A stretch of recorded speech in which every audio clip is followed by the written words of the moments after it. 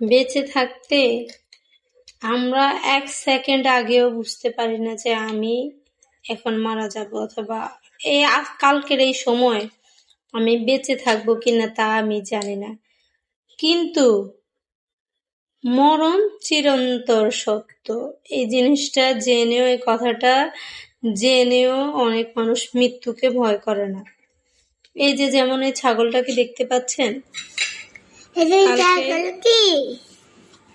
খাচ্ছে।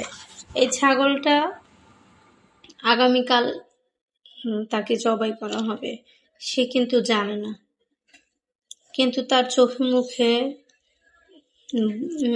কান্নার ছাপ, সে বুঝতে পেরেছে, যেহেতু মালিক পাল্টেছে, সে বুঝতে পেরেছে আমার কিছু একটা হবে, কান্না করতেছিল।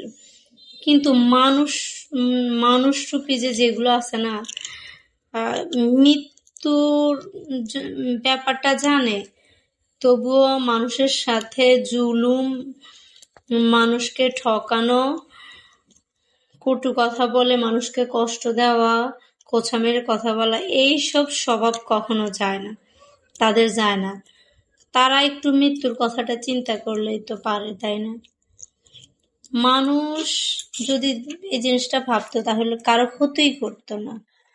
আল্লাহ যে কবরে গেলে সমস্ত পাপের ফল ভোগ করাবে, এই জিনিসটা না ক্ষতি হচ্ছে, এটা পাপ তার হচ্ছে, এই জিনিসটা বুঝে, কিন্তু যে কবরে গেলে যে শাস্তি পাবো এই ভয়টা তাদের থাকে না। এই ভয়টার জন্যই তারা প্রতিনিয়ত মানুষের ক্ষয়ক্ষতি করেই যায়। নিজের স্বার্থ কখন উদ্ধার করবে, কখন নিজের স্বার্থের জন্য অথবা নিজের ভালো লাগার জন্য মানুষকে কষ্ট দিবে, আল্লাহ তাআলা এইসব মানুষকে বুঝ দেওয়ার জন্য তৌফিক দান করুক, দোয়া করি, আমিন।